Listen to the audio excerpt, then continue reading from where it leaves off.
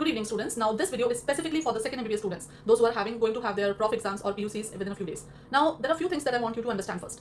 The questions, I have discussed 30 questions which are on case-based scenario. Now each case-based scenario has got a text, a case study is given, and based on the case study, you have to make the diagnosis, and then some questions related to the pharmacotherapy are asked. Okay. Now each question in that particular question carries around 4 marks or 5 marks, and the total question is of around 20 marks. So when in this video, what I have told you is an understanding of what is the answer, why it is the answer, and what is the correct answer, right? So it's not that I have given you full 4 marks description or full 5 marks description, but I have given you an understanding of the case study, that this is the case study and these are the questions. So how do you approach those questions and how do you answer them and what are the correct answers? Now making them big, expanding them is your job. Okay, you have to first of all write the correct answer. That is most important. You cannot write a story which is completely wrong. So writing the correct thing is first thing. That is the most important. That will give you more marks.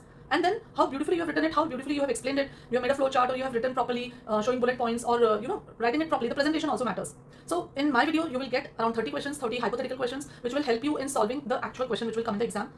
One more important thing, these are practice questions. These are not, I'm not saying that these are the actual questions that might be asked. These are practice questions. So there's no guarantee that any 20 में से any 30 में से question आएगा. The question can come from anywhere, from the whole pharmacology book is there, and the question can be made from any other disease, any other therapy also. What I have given you are commonly asked questions, most past year questions which are commonly asked in the last year question papers, and the diseases on which if the question is asked, then you should not make a mistake because they're very commonly asked questions. So that is first thing.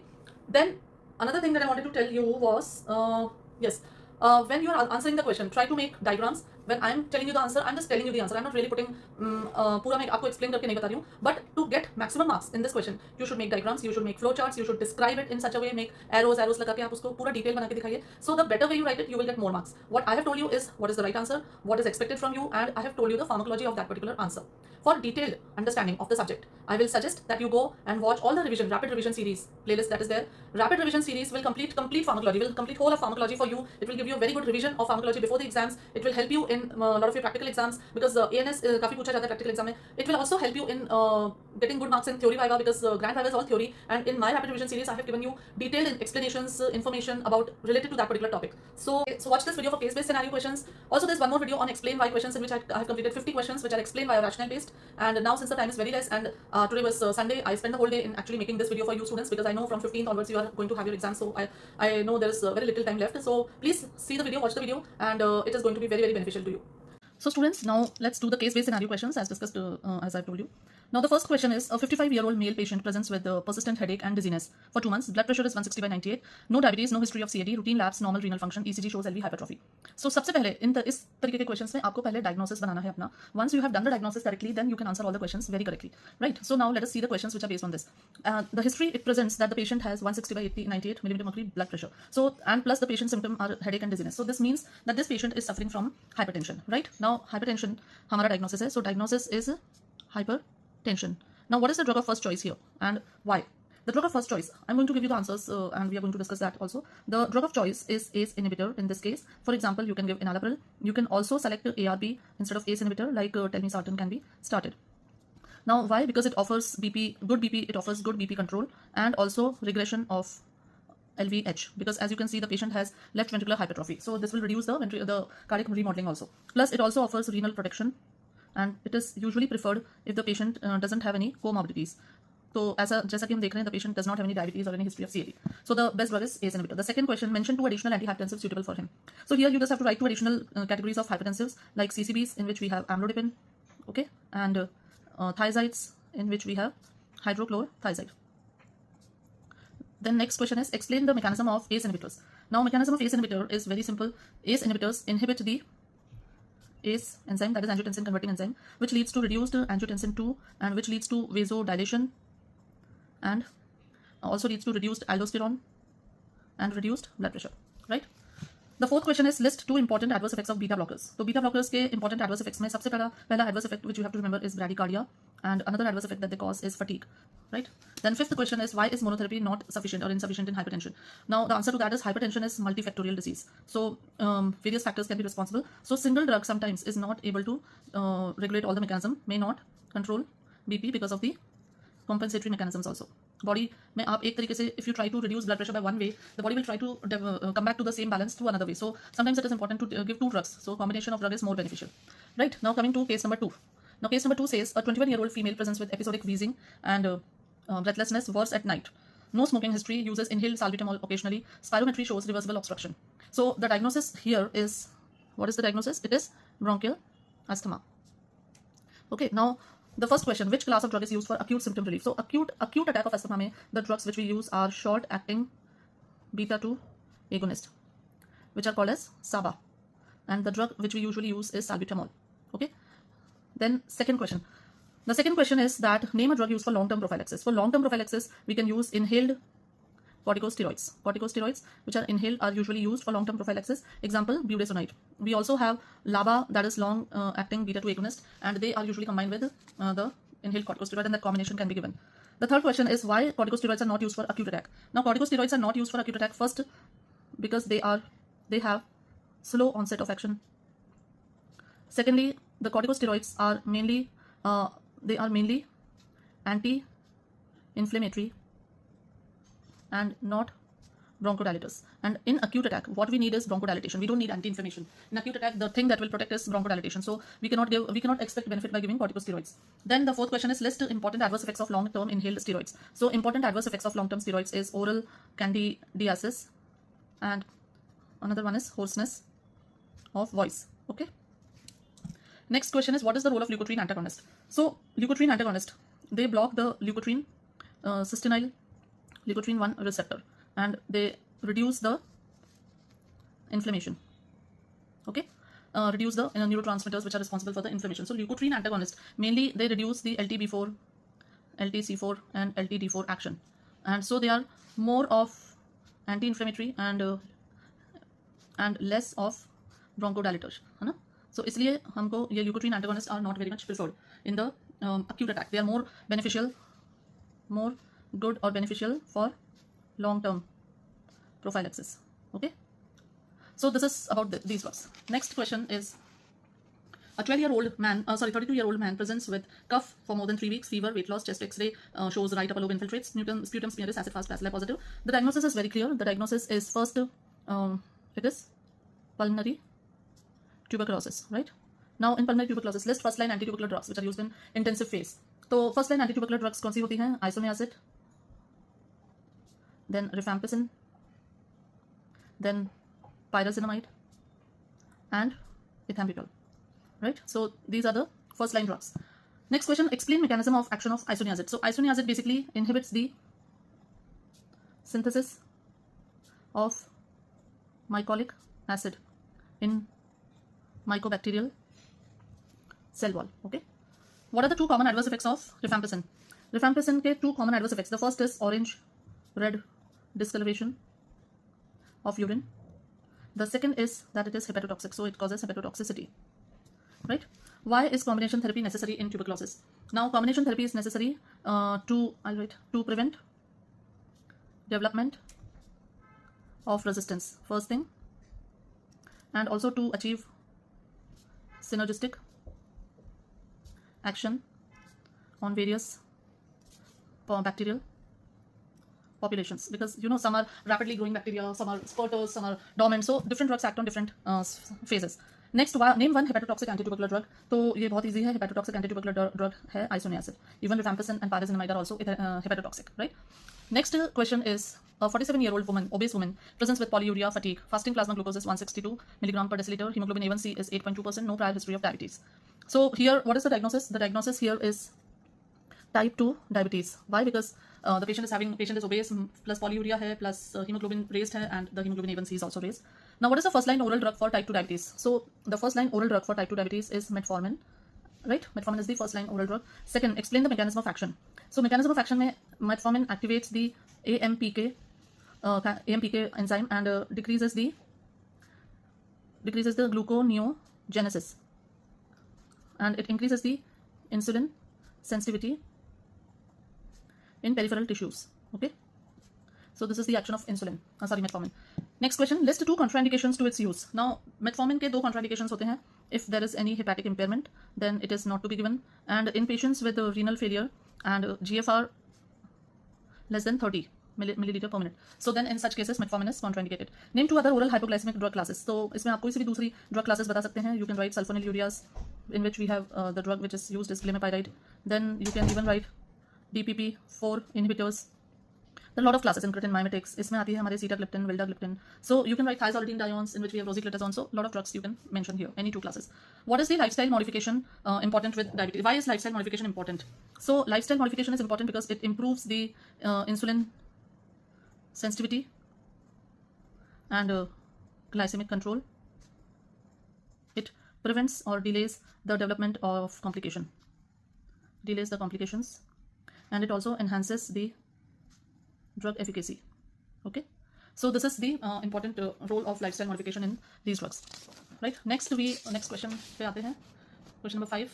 A 45-year-old case number 5. A 45-year-old man presents with burning epigastric pain, was at night, relieved by food. Occasional NSAID used for knee pain. So the diagnosis that we can very well make out here is peptic ulcer disease. Okay, now name the drug class that is first in the peptic ulcer disease. So the first drug that we use in peptic ulcer is a proton pump inhibitor. A proton pump inhibitor is used, and इसमें the drug that we have is omeprazole or pantoprazole, which are more commonly used. Explain the mechanism of proton pump inhibitors. Now proton pump inhibitors are irreversible inhibitors of hydrogen potassium ATPase pump in the gastric parietal cell. Okay, so in the gastric parietal cell, and they reduce the acid secretion. Okay, next question is name what are two common adverse effects of proton pump inhibitors. अच्छा, इसमें एक चीज और है, these drugs are also called as hit and run drugs. So once they inhibit the enzyme, then their action remains there for 2 to 3 days, even after the drug has stopped being in the circulation. Next question, what are the two common adverse effects? So PPIs, they cause hypomagnesemia, and they also increase the risk of Clostridium difficile infection. Okay. Next, why should NSAIDs be avoided? NSAIDs क्यों avoid करने चाहिए? Now NSAIDs should be avoided because they inhibit COX-1 enzyme, and so they reduce the PGI2, right? And this they inhibit PGE2, I2 सभी inhibit करते. This reduced PGE2, it reduces the protection which is there on the mucosa. How? They basically reduce the mucus formation. They increase the mucosal damage. They also reduce the they increase the ulcer formation. So these are the actions by which NSAIDs cause ulcer or gastric damage. Now next question is name one drug which forms a protective barrier over the ulcer. So the drug which forms a protective barrier is sucralfate. Sucralfate basically at pH less than 4, it forms a viscous layer over the stomach, and so protects the ulcer from the acid, the food, and all the things that are damaging it. So this is about peptic ulcer. Now let's come to the next question, and the next question says that there's a patient, Rajesh Sharma, whose age is 58 years. Weight ये है, occupation ये, chief complaint he came with chest pain and shortness of breath and exertion for 2 months. He presents with complaints of intermittent chest discomfort. The pain is heavy, pressing sensation in central chest, radiating to left arm, occurs after climbing stairs, and is relieved by rest. Medical history: it has type 2 diabetes mellitus, diagnosed 8 years ago on metformin. Hypertension, diagnosed 6 years ago. The patient is on amlodipine. Dyslipidemia के लिए वो atorvastatin खा रहा है, and smoker, 1 pack per day for 30 years, quit 2 years ago, no known allergies. Okay, now family history. Father died of myocardial infarction at age 60. Mother has type 2 diabetes. Physical examination में blood pressure is raised 146/90, heart rate is 88, respiratory rate is 18, BMI is 29.7, ECG shows ST depression in anterior leads, and echo shows mild left ventricular hypertrophy, and echo treadmill test is positive. So the patient diagnosis is stable angina pectoris. Now these are different kind of questions. यहाँ पे आपको diagnosis दिया हुआ है, दवाइयाँ दी हुई हैं, ठीक है? अब medication के ऊपर questions होंगे. So what are the medications prescribed? Aspirin 75 mg OD, clopidogrel 75 mg OD, metoprolol 50 mg BD, isosorbide mononitrate 20 mg BD, rosuvastatin 40 mg HS, and continue metformin and amlodipine. Okay. Now let's start with the questions. So what are the questions? Explain the mechanism of action of metoprolol and justify the use in this patient with stable angina, because the medication that is started is metoprolol. So metoprolol is a beta-1 selective blocker, right? It is a cardioselective blocker. It reduces the heart rate, it reduces the cardiac output, and so reduces the oxygen demand also. So this is the use of beta blocker. It is used in angina. It reduces the frequency and improves the exercise tolerance. Okay. Second here, discuss how the pharmacokinetics of isosorbide mononitrate influence the dosing schedule and the need to prevent nitrate tolerance. Now nitrates के साथ क्या देखा गया है कि they develop tolerance very soon to their effect. So it is said that you need to have at least 8 hours of gap between the two doses. So because these isosorbide nitrate is a long acting, so it has a long half-life, and it undergoes hepatic metabolism. Okay, so because of this, it is important to give a nitrate-free interval at night to prevent the development of tolerance. Okay. Identify and explain any 2 potential drug interactions in this patient's current prescription that require monitoring or dose adjustment. Now 2 potential drug interactions in this patient. Let us see the drugs that are being given. So one is this aspirin plus clopidogrel. They can result in bleeding because there's a risk of bleeding because those both are blood thinners. Both are reducing the coagulability of the blood, clotting of the blood. And the other combination can be metoprolol and amlodipine. So metoprolol and amlodipine can result in a risk of bradycardia and even hypotension. because both reduce the blood pressure and both reduce the heart rate. So these are the two possible interactions that can be seen with the current prescription. Next question, what are the common adverse effects of rosuvastatin and how would you monitor this patient for potential statin-induced complications? So the answer for that is the most common adverse effect of statin is myopathy and even elevated LFTs.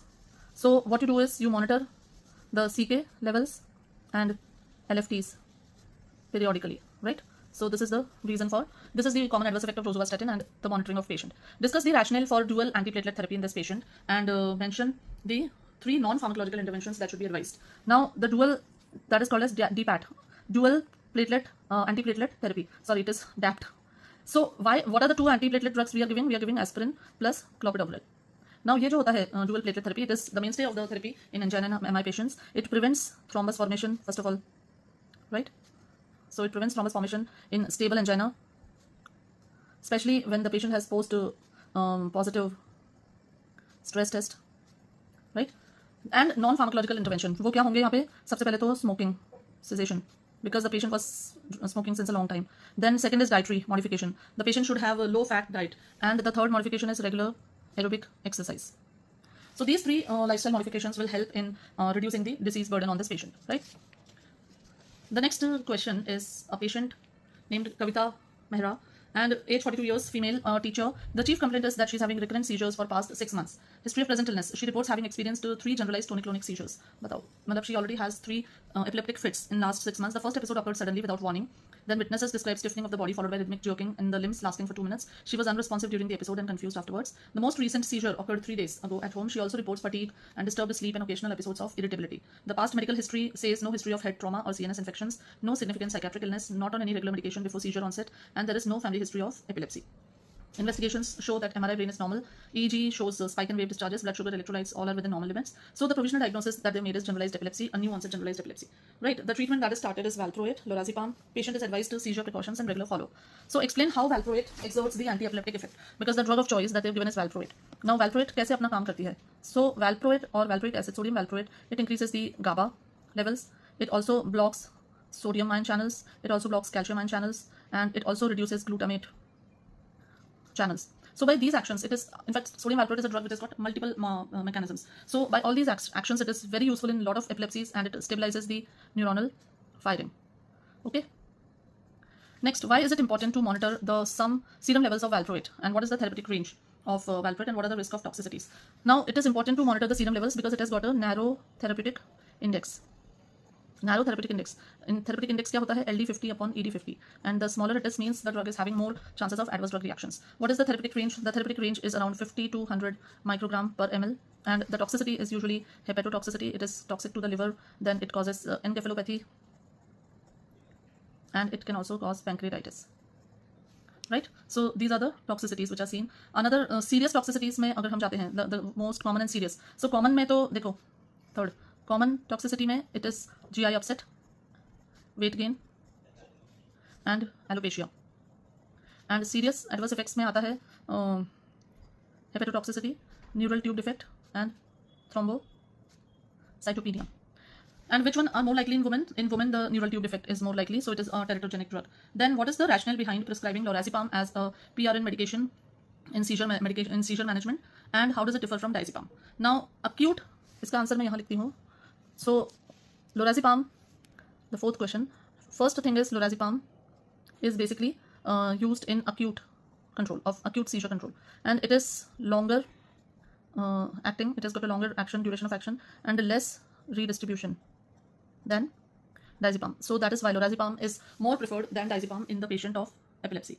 There is next question of the same, that is, if the patient develops intolerance to valproate, then name 2 alternative anti-epileptic drugs that can be considered and justify their choice based on seizure type.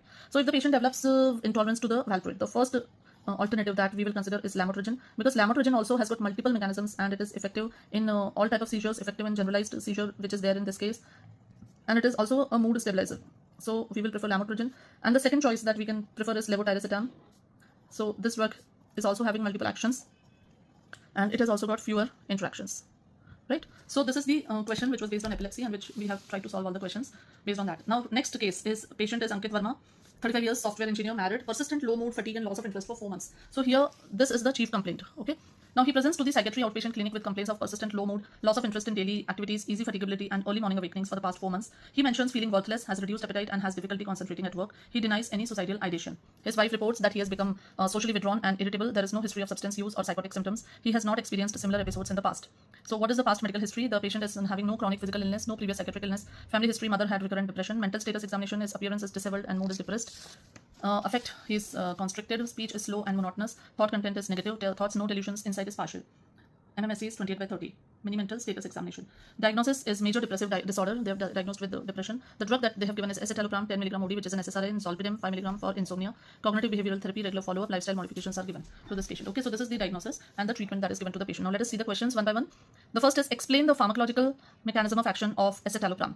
And how does it help in alleviating symptoms of depression? So escitalopram first is an SSRI, that is selective serotonin reuptake inhibitor. So it increases the serotonin levels in the synapse, and thus they increase or improve the mood. Now if you have seen my video on the CNS part 4, that is only on depression, anxiety, psychosis, mania, so there in detail I have explained the mechanism of action of serotonin reuptake inhibitors, all the drugs which are used in depression, right? Now second question is how does it help in alleviating symptoms? Because it increases the serotonin level in synapse and thus improve the mood. Why do SSRIs like escitalopram take 2 to 4 weeks to show noticeable improvement in depression? Now why do SSRIs take time? The SSRIs, they take time because of because there are neuroadaptive changes, I'll say neuroadaptation. It takes 2 to 4 weeks. What happens is that these drugs, they basically block the reuptake 5-HT1A, which is an autoreceptor. And this autoreceptor, it basically, जैसे ही block होगा तो it will result in increased firing of central sympathetic outflow. But over a period of time, it will reduce the firing over a period of time. But initially firing reduce होगी, but over a period of time, on long-term use, then these receptors, they become desensitized and result in increased firing of the neurons, which results in increase in the 5-HT3 in the that area, 5-HT in the synaptic cleft. So that is, this particular action takes 2 to 4 weeks to develop. Okay, now next question is list at least 4 common adverse effects of SSRIs. So 4 common adverse effects of SSRIs, very easy. SSRIs सबसे पहले तो करते हैं weight gain. Normally they cause weight gain, then they cause nausea, then sexual dysfunction is seen in many of them, SSRIs, and then they also cause insomnia in some patients. So they are not SSRIs and antidepressants are not sedative drugs, so they can result in insomnia. What are the important drug interactions of SSRIs like escitalopram, and what should be avoided? That example, other serotonergic agents. So important drug interactions of SSRIs में सबसे पहला तो है avoid MAO inhibitors, because with MAO inhibitors, if you give MAO inhibitors and then you give SSRIs all together, then it can result in serotonin syndrome. So too much of serotonin will come. Then avoid triptans and avoid tramadol, that is opioid congener, because they also have additive serotonergic effects. Okay. If the patient does not respond to escitalopram, then mention 2 alternative antidepressants that can be considered. So if the patient is not responding to escitalopram, then 2 additional drugs that can be considered are SNRI. These are serotonin norepinephrine reuptake inhibitors. Both the things are being acting here, and the drug that we have here is venlafaxine. Okay. Then we have atypical antidepressant. Now atypical antidepressants like bupropion is there, which is actually dopamine norepinephrine reuptake inhibitor. So these drugs can also be used as an alternative. Okay. So this was about depression. Next we come to next case, that is Mr. Suresh Patil, 54 years, grocery store owner, complains of fatigue, increased urination and excessive thirst for 3 months. Then the history says that he is feeling tired throughout the day with frequent urination, especially at night, increased thirst, mentions unexplained weight loss, blurry vision on occasion, self-medicating with herbal remedies. Past history shows hypertension, and now the patient is on amlodipine. No known drug allergies. Family history: my father had diabetes and died at 65 years of age. Physical examination shows blood pressure 140/86, heart rate 78, BMI 30, waist circumference 105. No signs of diabetic foot or neuropathy.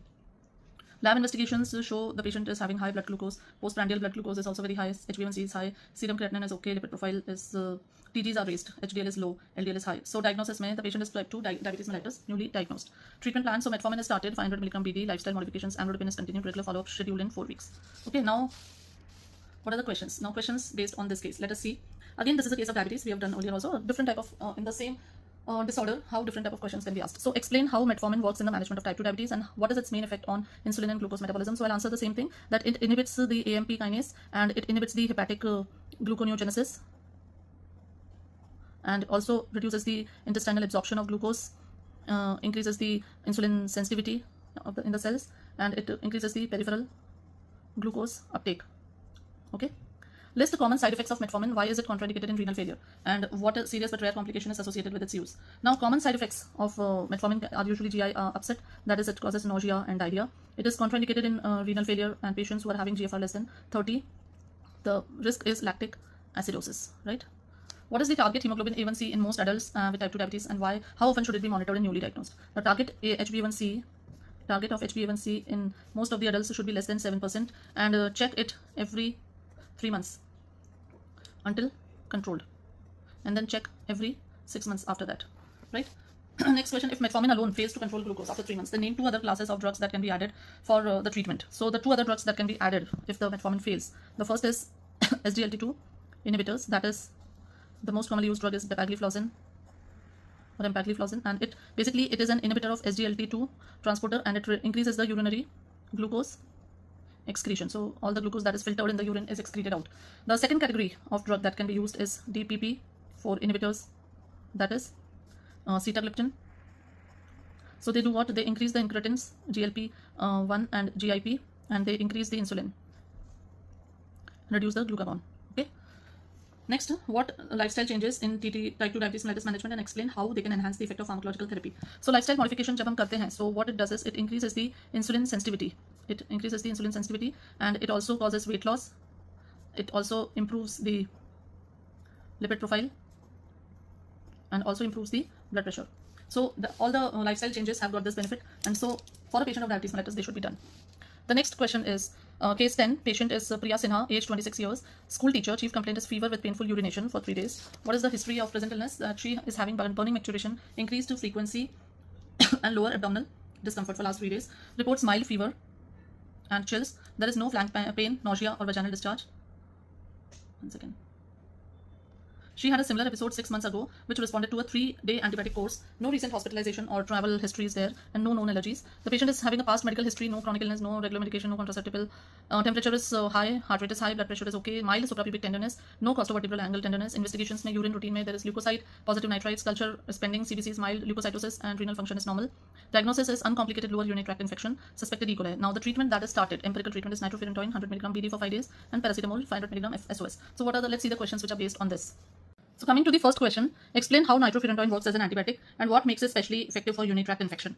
Now nitrofurantoin, this is basically a synthetic nitrofuran derivative, okay, and it basically inside the bacterial cells it undergoes reduction by bacterial flavoproteins to reactive intermediates, and these intermediates, they damage the bacterial DNA, proteins, and other macromolecules, leading to inhibition of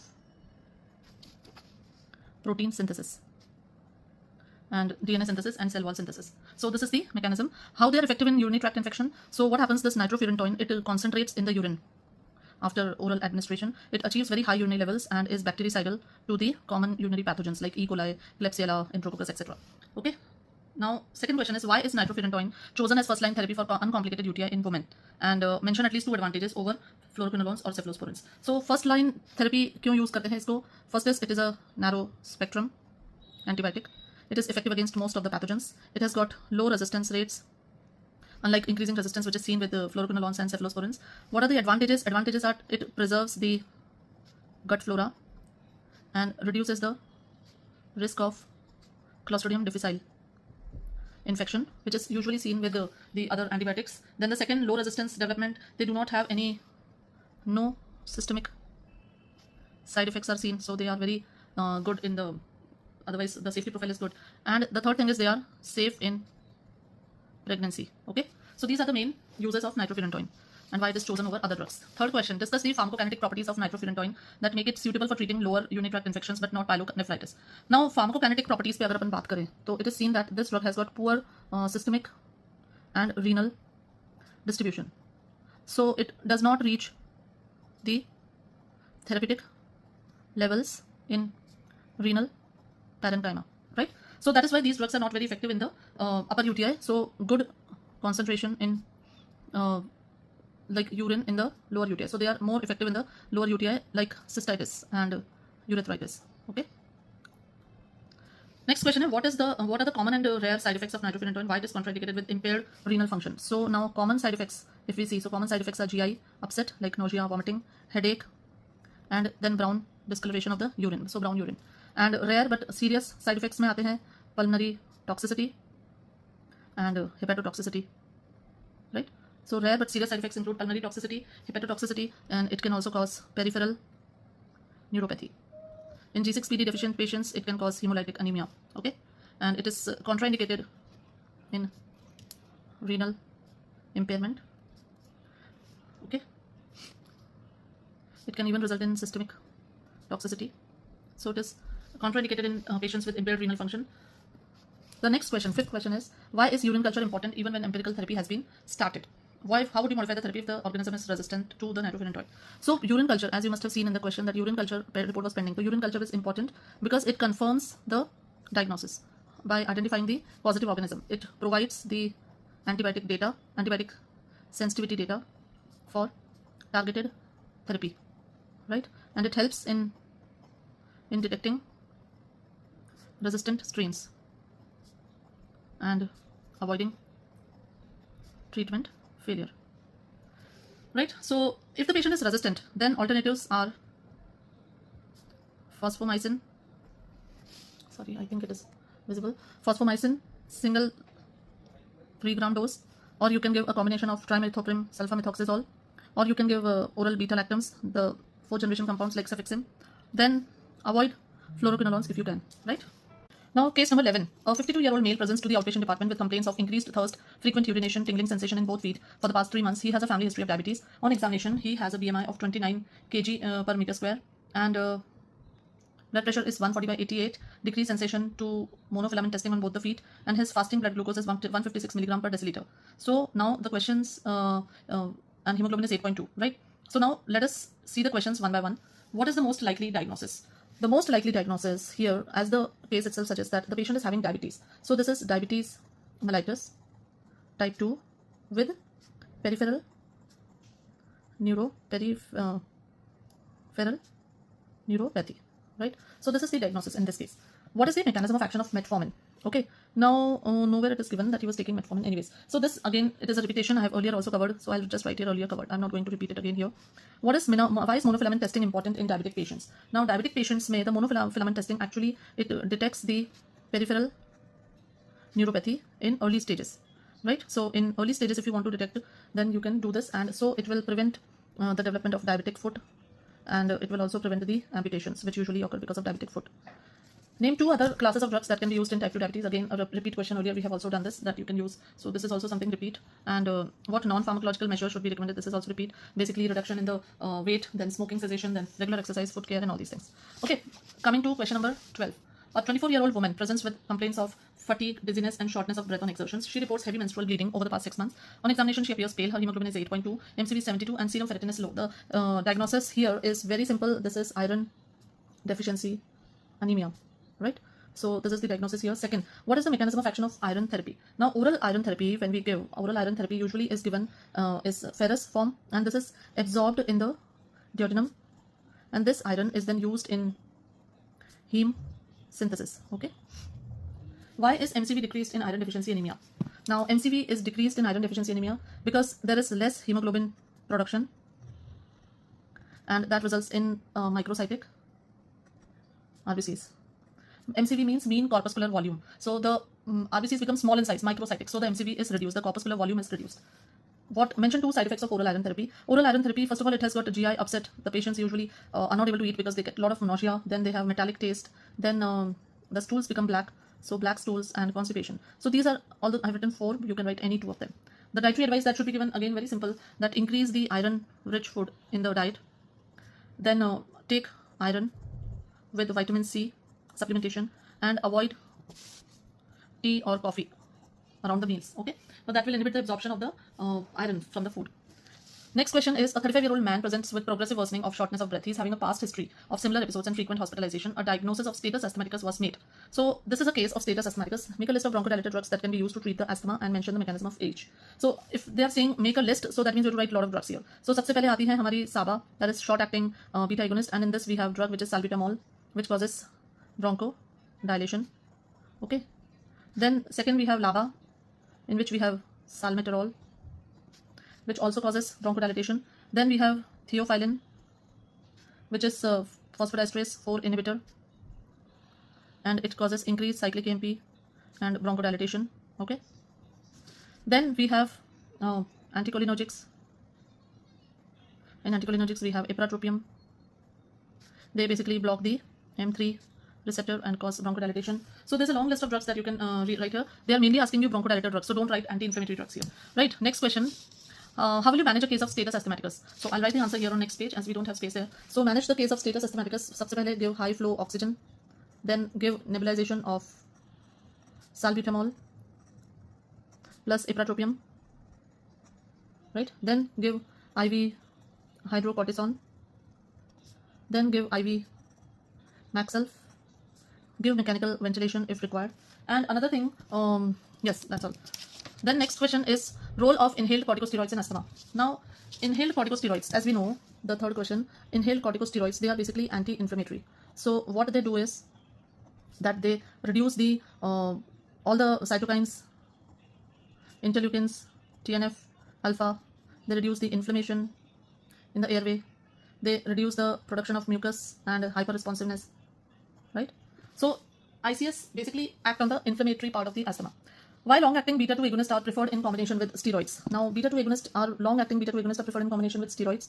Now, what is the answer to that? Now, LABAs cause just bronchodilation, only bronchodilation, and ICS, they suppress inflammation. So the combination is synergistic. So both their combination is synergistic and we get a very good asthma control when we combine ICS with LABA. Now next case, a 60-year-old male with a history of hypertension and smoking presents with severe central chest pain radiating to the left arm for the past 1 hour. He is diaphoretic and anxious. ECG shows ST elevation. So now what is the most probable diagnosis? So the most probable diagnosis here is inferior wall MI, because it is showing ST elevation in lead 2, 3 and AVF. So it shows an inferior wall MI. What class of drug provide pain relief in MI? Now the pain relief in MI is not caused by aspirin, but it is caused by opioids like morphine. You need to give a very strong painkiller like morphine to reduce the pain in MI. What is the role of aspirin? Now aspirin, actually low dose aspirin is basically given in the patient of MI and it has got anti-platelet effect. Okay, so it basically prevents the aggregation of platelet. Name one reperfusion therapy used. So reperfusion therapy में देखो सबसे पहले होता है एक primary को बोलते हैं that is coronary angioplasty, primary PTCA. Second होता है streptokinase or urokinase or LT-plase or reticulase. They are used. These are fibrinolytics. So they will act on the thrombus that is made and they will dissolve it. So that is reperfusion therapy. Name 2 risk factors which are present in this patient. Now in this patient, the 2 risk factors are hypertension and smoking. So the 2 risk factors are hypertension and smoking. Okay, so these are the main problems. Now let us come to case number 15. A 30-year-old farmer is brought to the emergency by his relatives after he was found unconscious in the field. His family reports that he had consumed pesticide.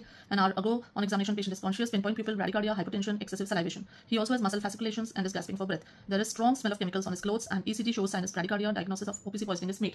So as OPC क्या होते हैं basically anticholinesterase drugs. Okay, so they basically increase the activity of acetylcholine. So meiosis is a sign of that. Bradycardia is a sign. Excessive salivation, secretions, that is seen. Hypertension is there. Smell of chemicals, muscle fasciculations, gasping for breath. ECG में sinus bradycardia हो गया. So now classify anticholinesterases. Now when you classify anticholinesterases, you have to write them as reversible and irreversible. Okay. And reversible में आते हैं हमारे neostigmine. This is a very basic classification I'm telling. If you want a detailed classification, then you please go to the rapid revision series that I made for cholinergics. Please, you can see the whole classification there. Reversible and irreversible. Irreversible में आते हैं हमारे पास organophosphates like malathion वगैरह जितने भी pesticides use होते हैं. Next question is, what is the mechanism of action of OPC? Now, what is the mechanism of action of OPC? They basically irreversibly inhibit the acetylcholinesterase enzyme. Okay. Thus, they increase the acetylcholine at the synapse and make it long-acting and increase the cholinergic overstimulation. Okay. Third question here, which drug is used as the antidote and how does it work? Now, the drug which is used as antidote is atropine. So, what does atropine do? It blocks the muscarinic acetylcholine receptors.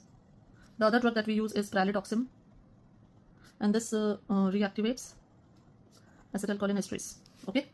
Next, mention 2 important supportive measures in the management of this patient. Now, 2 important supportive measures that you have to do is first give oxygen and airway support. देना है. Secondly, IV fluids and cardiac monitoring. And third thing is that remove exposure of further pesticide by giving him a good wash. What is the role of pralidoxim and when is it most effective? Now, pralidoxim actually, अगर मैं बोलूँ pralidoxim का क्या role होता है? Pralidoxim, it basically removes the phosphate group from acetylcholinesterase enzyme and it reactivates the enzyme. Okay, now but effective only before aging. that is within 24 to 48 hours, right? Uske baad it is not very useful. Next case number 16, Mr. Jagdish Rao, a 65-year-old retired school teacher, presents with a 3-month history of urinary hesitancy, frequency, urgency, weak stream, sensation of incomplete voiding. He complains of dizziness upon standing. He has been hypertensive for 10 years, well controlled on amlodipine, recently prescribed tamsulosin. Since then, he has experienced postural lightheadedness. On examination, his BP dropped from 118/76 to 98/68. No signs of infection were noted. PSA and renal functions are normal. Ultrasound shows enlarged prostate with post-void residual urine of 120 ml. What is the mechanism of action of tamsulosin and why is it preferred in BPH? Okay, so now this is the first question. So basically, it's a patient of prostate, and so the diagnosis that we have here is basically benign hypertrophy of prostate with postural hypotension, and postural hypotension is mainly because of tamsulosin. Now, so the first question is, what is the mechanism of action of tamsulosin and why it is preferred in BPH? So tamsulosin is a selective alpha 1A blocker, or it is also called as uroselective. Okay, it relaxes the prostate, bladder, neck, smooth muscles and relieves the urine flow. It is preferred as it has less effect on blood pressure. Okay. Next, explain the cause of Mr. Rao's postural hypertension after starting tamsulosin. Now, cause of postural hypertension is because due to alpha 1 blocker के कारण क्या हो रहा है? There is vasodilatation, okay, and there is pooling of blood in veins on standing, and that results in postural hypotension. Okay. Next, third, what precautions or counseling points should be given when starting an alpha 1 blocker like tamsulosin? So precautions or counseling points are, first of all, take at bedtime. So it has to be taken at bedtime. Then stand slowly and avoid driving initially. Right? Next question is, which other drugs can be used for urinary urgency or frequency in BPH? Now, other drugs that can be taken are antimuscarinics like tolterodine and 5-alpha reductase inhibitors like finasteride. They can be used. Now, finasteride actually attacks the static component of BPH, while the alpha 1 blockers, they act on the dynamic component of the BPH. The fifth question is, why is amlodipine continued in this patient and why does it interact with tamsulosin? So amlodipine is continued because amlodipine controls BP, because this patient is a patient of BP also, and plus there is a minimum interaction between amlodipine and tamsulosin. There is no such interaction. So students, now moving on to case number 17, Mr. Rajesh Sharma, 58-year-old bank manager with a history of hypertension and type 2 diabetes mellitus, presents with exertional chest discomfort for the past 3 months. The pain is described as dull, tight, pressure in the chest, triggered by physical activity and relieved within 5 to 10 minutes of rest. He has a significant smoking history and a positive family history of coronary artery disease. Investigations reveal elevated LDL cholesterol, ST segment depression during stress ECG, a positive TMT for reducible ischemia, indicating a diagnosis of stable angina.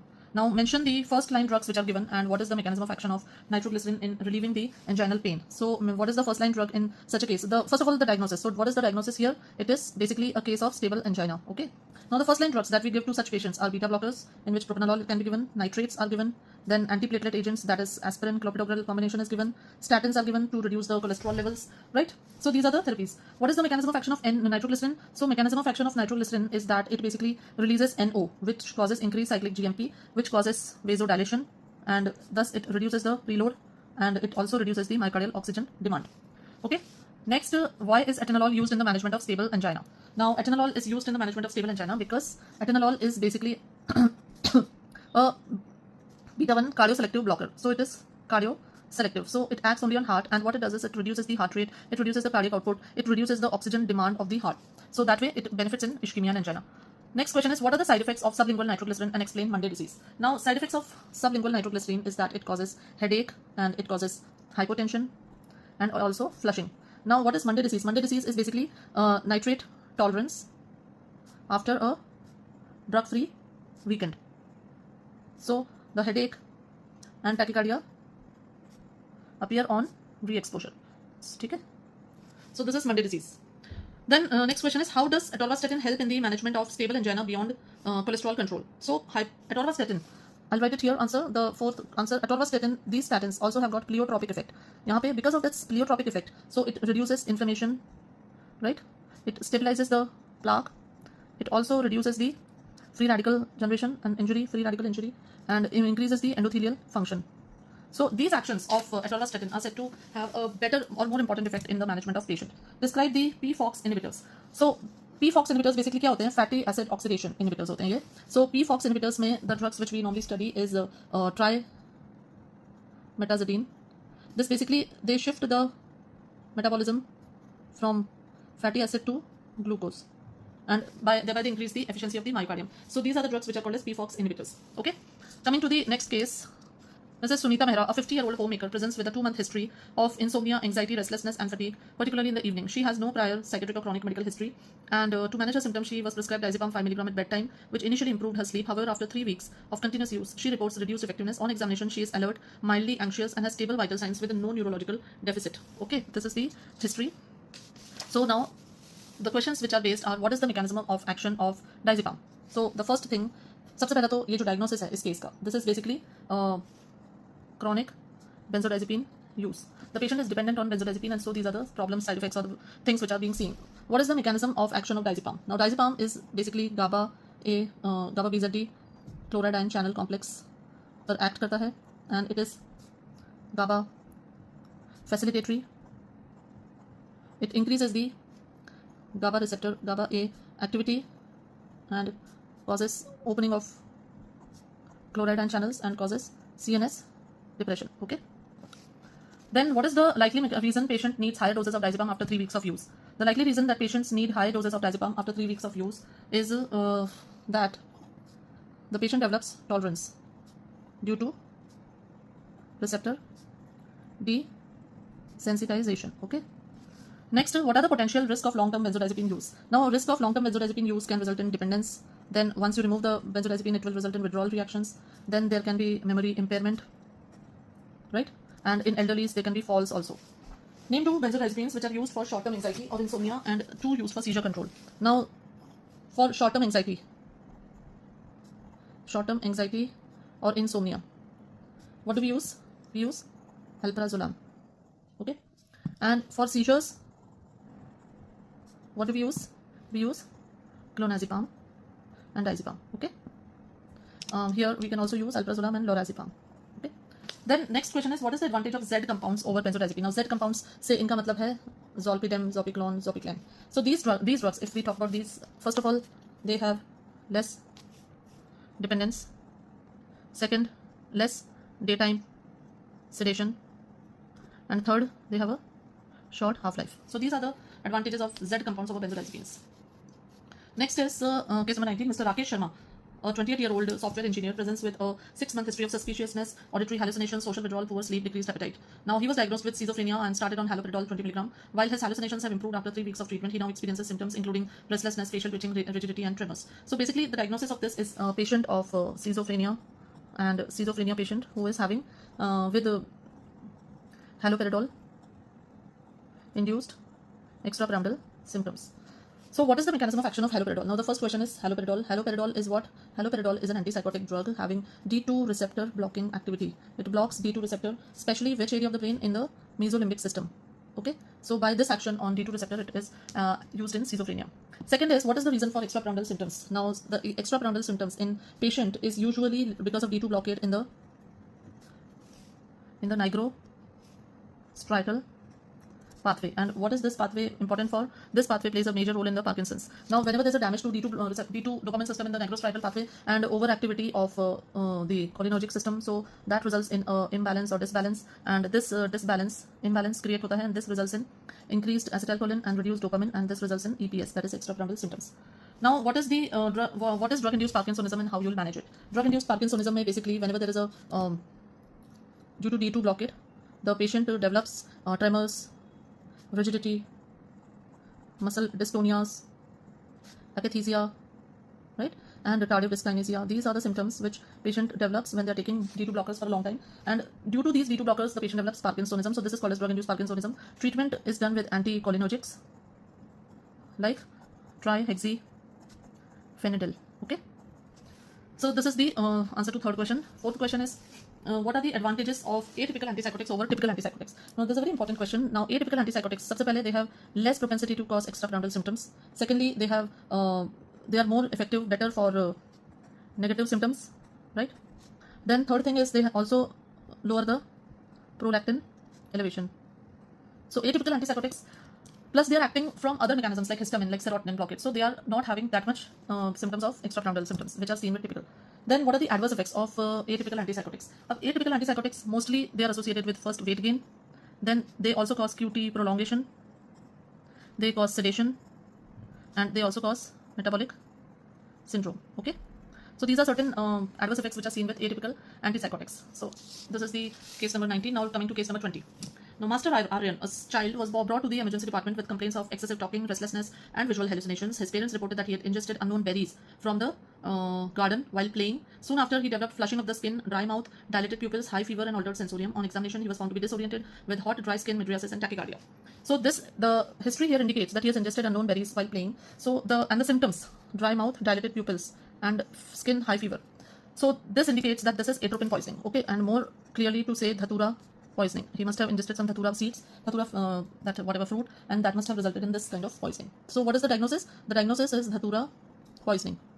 Now what is the mechanism of active toxic principle? The active toxic principle here is atropine, and this atropine is an anticholinergic, right? So this atropine is anticholinergic, so it results in muscarinic receptor blocker,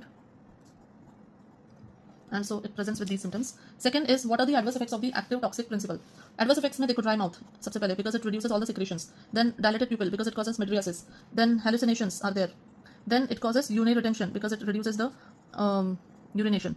And then it also causes constipation. Then tachycardia. And because of dry skin, inhibition of sweat glands, it causes high fever. So these are the features of atropine poisoning that are seen.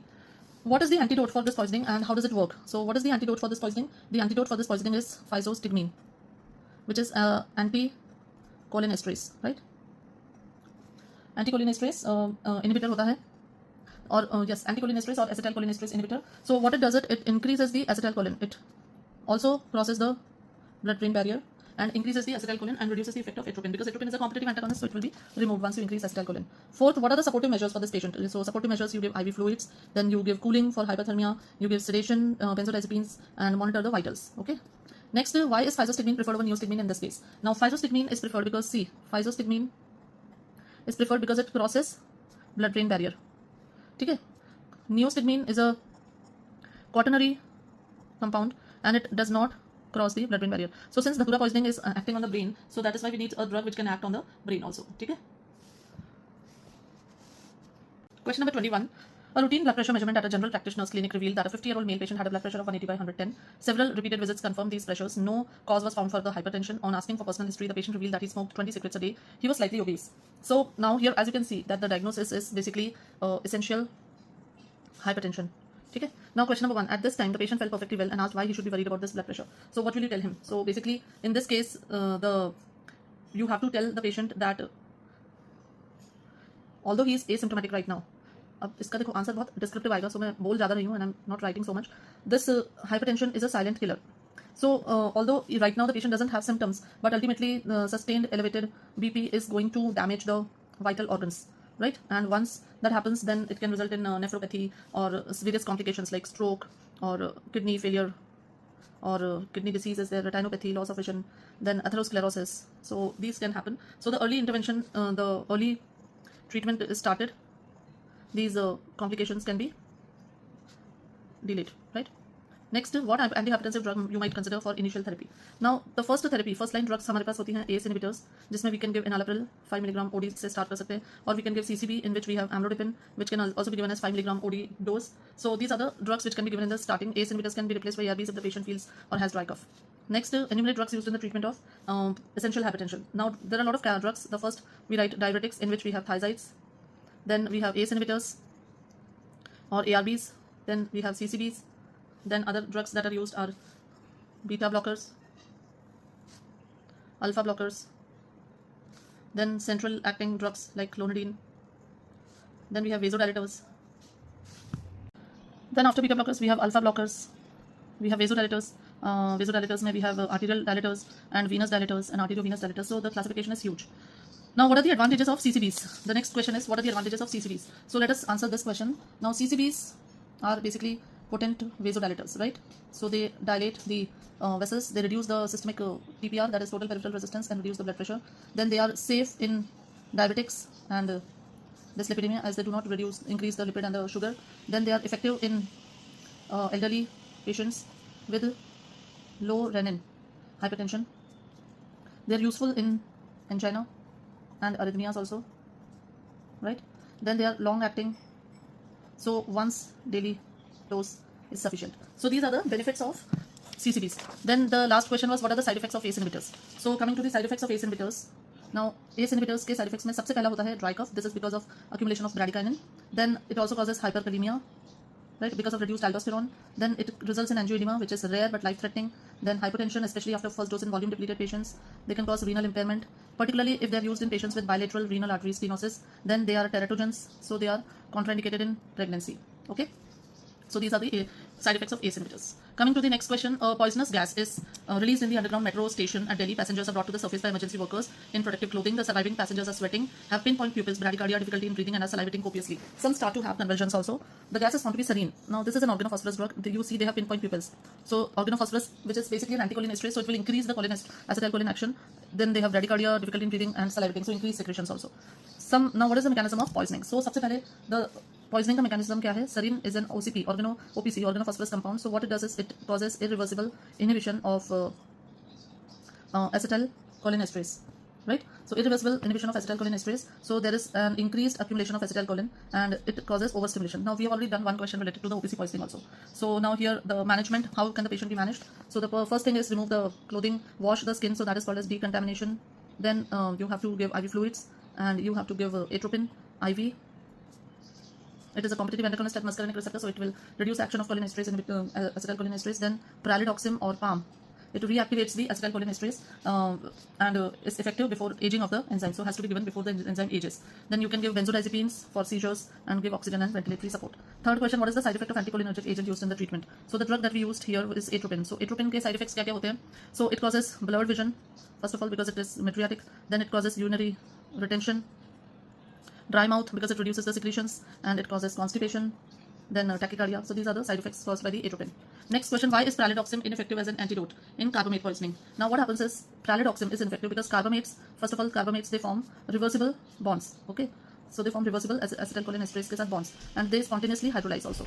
Now pralidoxim is not really necessary. Secondly, pralidoxim by itself can worsen the symptoms, neuromuscular symptoms. It can be worsened because it potentiates carbamates. Okay, so this carbamates mein pralidoxim is not very effective. Then what are the shortcomings of pralidoxim? Shortcomings of pralidoxim mein, we can say that it is less effective once aging has occurred in the enzyme.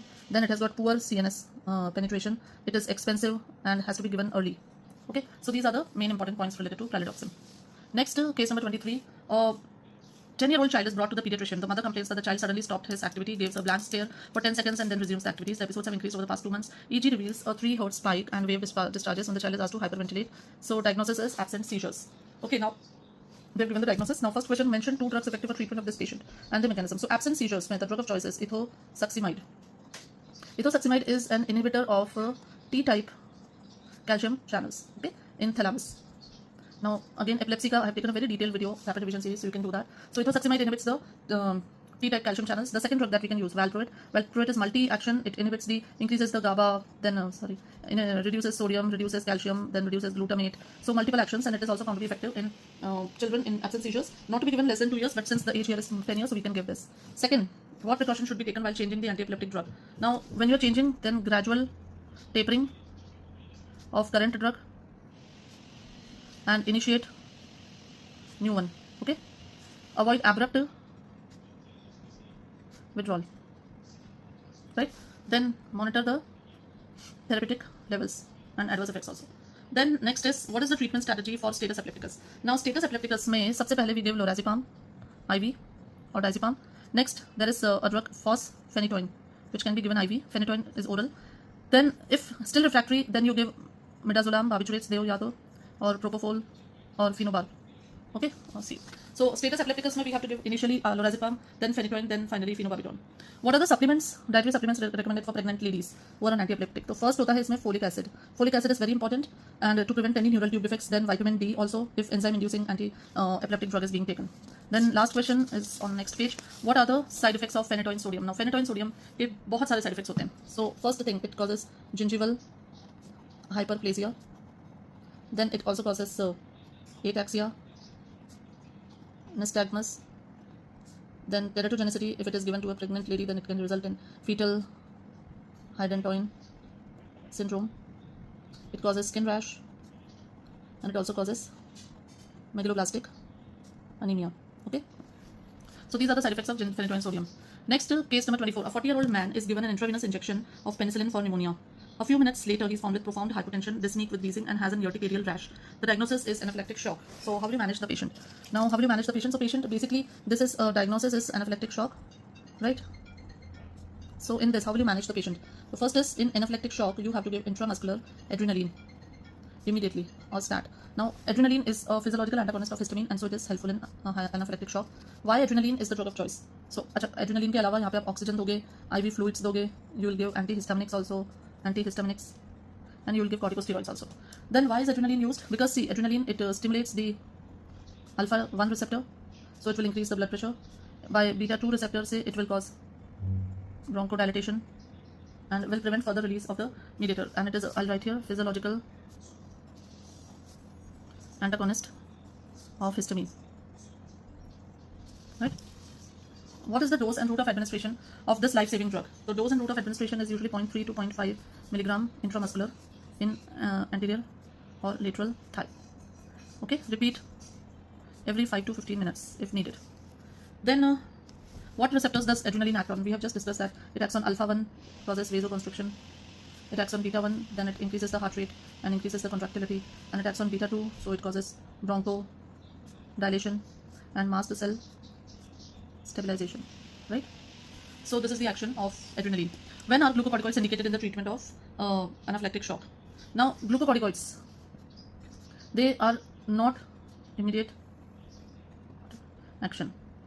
They prevent the late phase reaction. Okay, so immediate mein to adrenaline is the drug of choice. Then you can add glucocorticoids, will reduce the late phase reaction. Coming to the next question.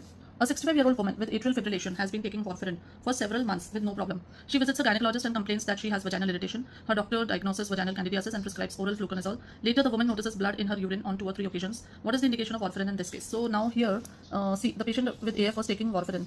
Now gynecologist के पास गई, vaginal irritation था, candidiasis था, उन्होंने fluconazole दे दिया. Now fluconazole देने के बाद woman notices blood in the urine. तो blood in the urine क्यों हुआ? Okay, we'll come to that. There is a question here. So now what has happened? सबसे पहले तो diagnosis क्या है? Diagnosis is basically a drug interaction between warfarin and fluconazole.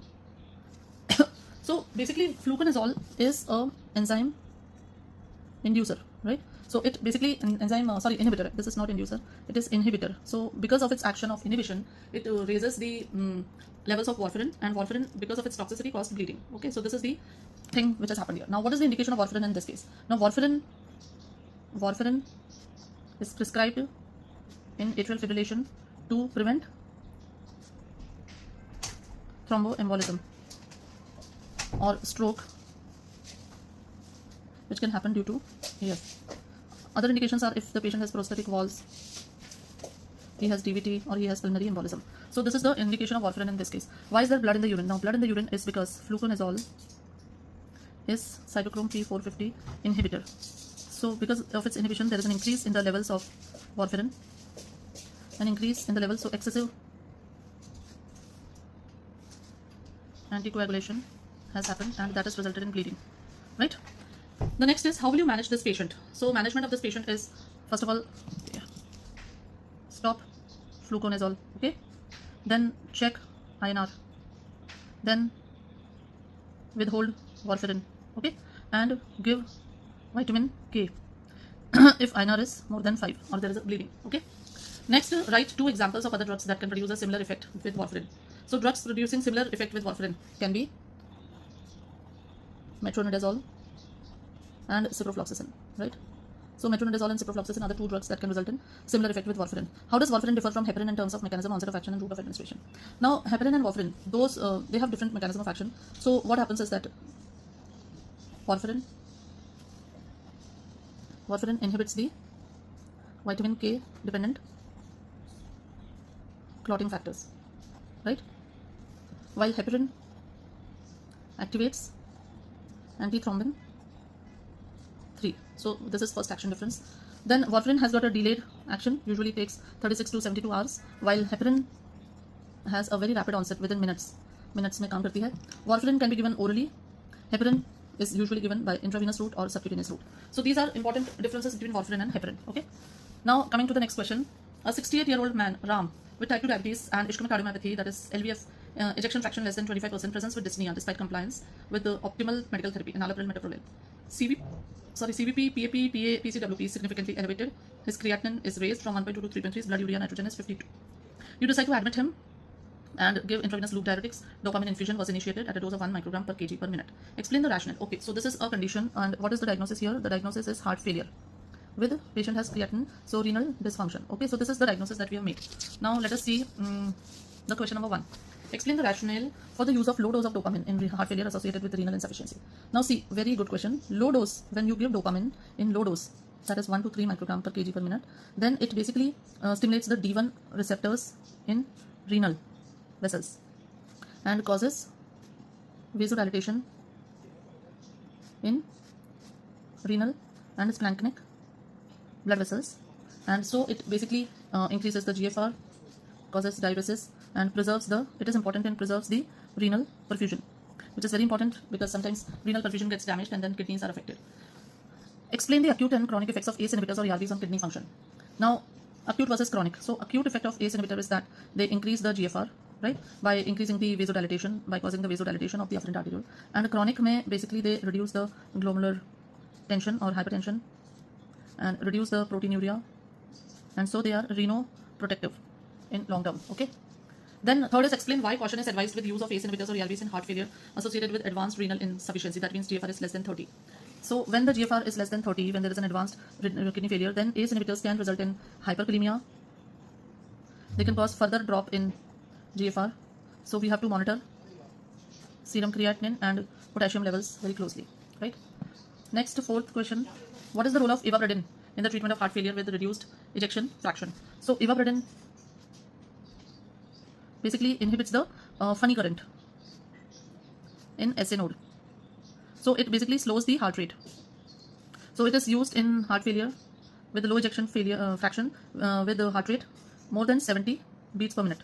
Okay? In spite of beta blockers, if the heart rate is high, then ivabradine is useful. The next question is comment on combination therapy with hydralazine and isosorbide dinitrate in heart failure patients with reduced ejection fraction and who cannot receive ACE inhibitors. So if you give a combination therapy to hydralazine and isosorbide, I'll answer here only. Hydralazine is what? It will reduce the afterload, right? And isosorbide dinitrate will reduce the preload. So they are alternative to ACE inhibitors. If we cannot give ACE inhibitor, then combination therapy will basically reduce the workload of heart and will be effective in the heart failure patients by that. Okay.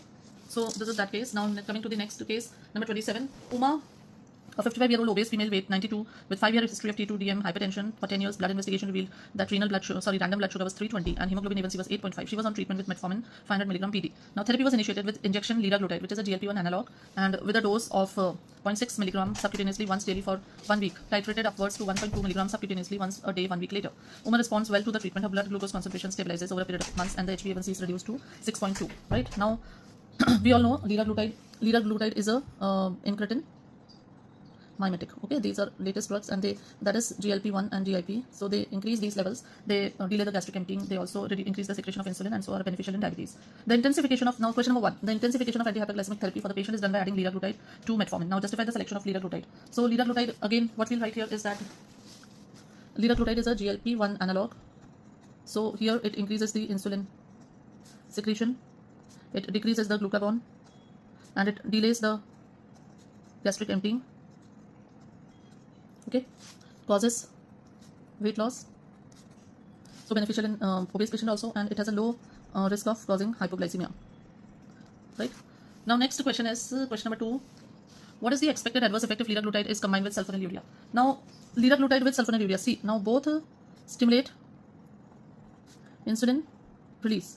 So both stimulate insulin release. They both will increase the risk of hypoglycemia. That is the drug interaction that they will have.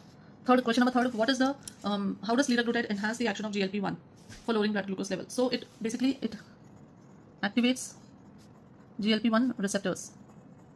So increases glucose dependent insulin secretion, inhibits glucagon, also slows the gastric emptying. So these are the actions by which liraglutide increases the action of GLP-1. Question number 4. Why liraglutide initially started at low dose and then titrated upward to the therapeutic effective dose? Now liraglutide is titrated. The titration is done so that we get an improved tolerability, because it causes nausea, vomiting, and GI side effects are there. right? So these drugs are given in a titrated upward dose. Next question, what are the contraindications to the use of liraglutide in type 2 diabetes mellitus? And mention the conditions in which caution needs to be exercised. So liraglutide के जो contraindications है, सबसे पहले a patient having medullary thyroid carcinoma, okay? Then a patient having a MEN2 syndrome, then pancreatitis, gallstones. So patient having pancreatitis, gallstones and renal dysfunction or diabetic retinopathy. So these patients are particularly susceptible to the side effects. Now coming to the next question, number 28. Mr. Gopal, a 57-year-old man, professor in college, attends neurology clinic with complaint of rest tremors in right hand and arm and difficulty in writing because of his unsteadiness in the right hand. He has no difficulty in driving to his workplace. His wife notices that he moves slowly and has a diminished range of facial expressions. He has no postural abnormalities. His speech is slow and monotonous. On physical examination, the doctor finds that Mr. Gopal has increased tone and rigidity in the upper extremity, particularly on the right side, and the remainder of his physical examination is within normal limits. All the laboratory tests are normal, including LFT and kidney. So he is diagnosed to be suffering from early stages of Parkinson's disease. Treatment was initiated with pramipexole, which is a dopamine agonist, at a dosage of 0.5 mg 3 times a day, and the patient has responded well to the treatment. So how do the clinical features relate to the pathophysiological changes in the Parkinson's disease? So basically in Parkinson's, what happens is that there is a loss of dopaminergic neurons in substantia nigra, okay? Pars compacta. This is the area of brain where there is a deficiency of dopamine neurons, and the loss of dopamine, decreased dopamine, and at the same time there's an increased acetylcholine imbalance with, I'll not say increased acetylcholine, there's an imbalance between dopamine and acetylcholine which causes increase in acetylcholine, which causes rigidity, tremors, bradykinesia, right? So these problems, clinical features are presenting them. Next question, what are the treatment strategies to control the signs and symptoms of Parkinson's disease? Now the treatment strategies क्या हैं? That you increase dopamine, okay, and you reduce acetylcholine. So to reduce acetylcholine, we give anticholinergics, right?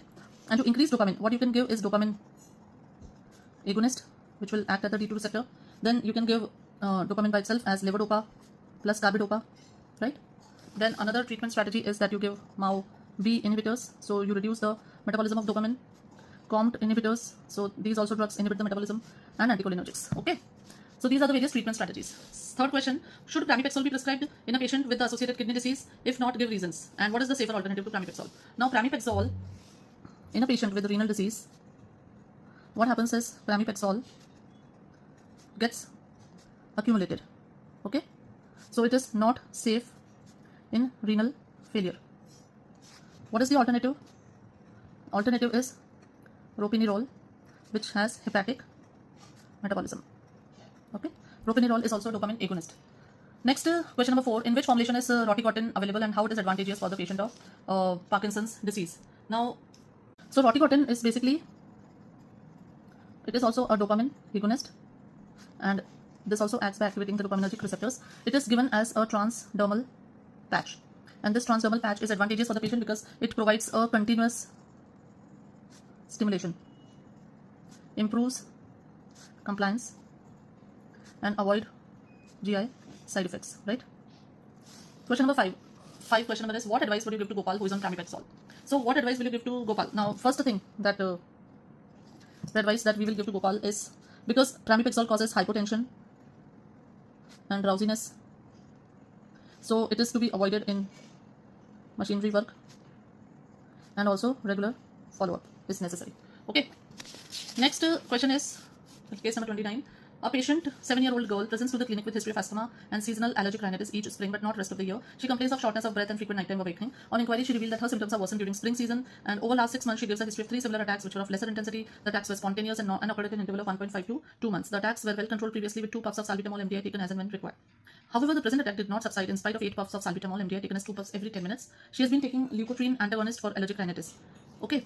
Now pulse is found to be 110 per minute and respiratory rate is 23. Examination reveals bilateral expiratory rhonchi with prolonged expiration.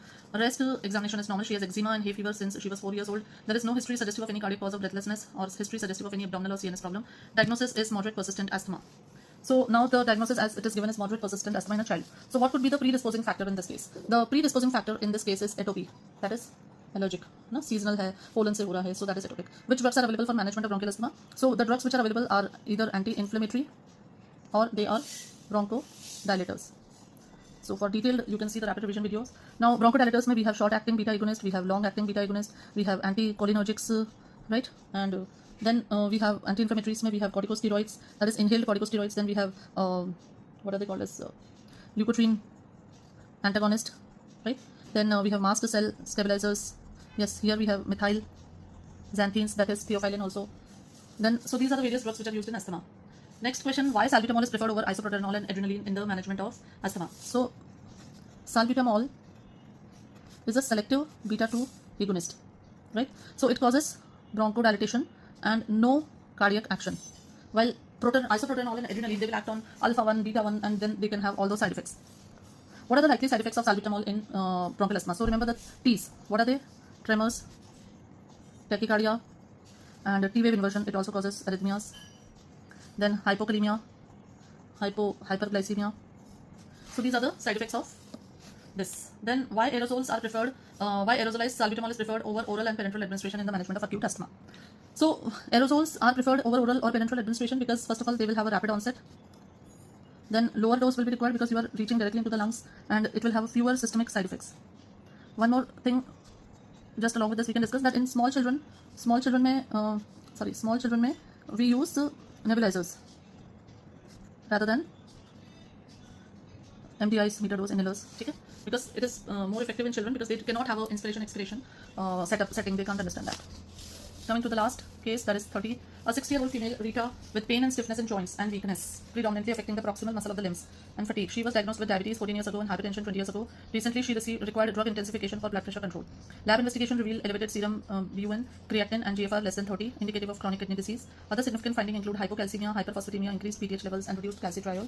Also, there are anemia and raised alkaline phosphatase levels, right? So, what is the role of vitamin D analogs in the management of bone mineral disease? So, first of all, the diagnosis here is CKD, associated mineral bone mineral density. Okay, so the first question: what is the role of vitamin D analogs? Now, vitamin D analogs, they will suppress the parathormone secretion in secondary hyperparathyroidism. They will improve calcium absorption. They'll prevent bone disease, right? How the paricalcitol is superior to calcitriol in the treatment of secondary hyperparathyroidism? Now, paricalcitol is basically a selective vitamin D receptor activator. So there is a less risk of hypercalcemia and hyperphosphatemia. Okay. How does cinacalcet act in the treatment of secondary hyperparathyroidism? Now, cinacalcet is basically calcimimetic. What it does, it binds to the calcium sensing receptor on parathyroid. Right? Now we know that when there is an increased calcium, parathormone decreases, isn't it? Increased calcium will cause reduction of parathormone secretion, and reduced calcium will cause increased parathormone secretion. So this is a calcimimetic, it binds to the calcium sensitive receptor, and so it reduces the parathormone secretion. Okay? So this is the action of cinacalcet. The fourth question: what are the various phosphate binding agents used to control hyperphosphatemia and chronic kidney disease with associated bone mineral disorder? So now question number 4 here is the various phosphate binding agents are calcium acetate. Then non-calcium binding agents are cevilamar, lanthanum carbonate, and then these drugs reduce the dietary phosphate absorption. Is it safe to prescribe bisphosphonates for the management of osteoporosis in patients with chronic kidney disease? So answer to this is that bisphosphonates not recommended in CKD in which GFR is less than 30 ml per minute because they cause nephrotoxicity, okay, and hypocalcemia. So if there is renal disease, then safer drugs which can be used are calcimimetics and vitamin D analogs. Okay, so with this we finish the series on the case-based scenario questions, which are basically helpful for the second intermediate students who are appearing in the prof exams. Just within, I think for some it is going to be PUC, for some it is going to be UC in a few days.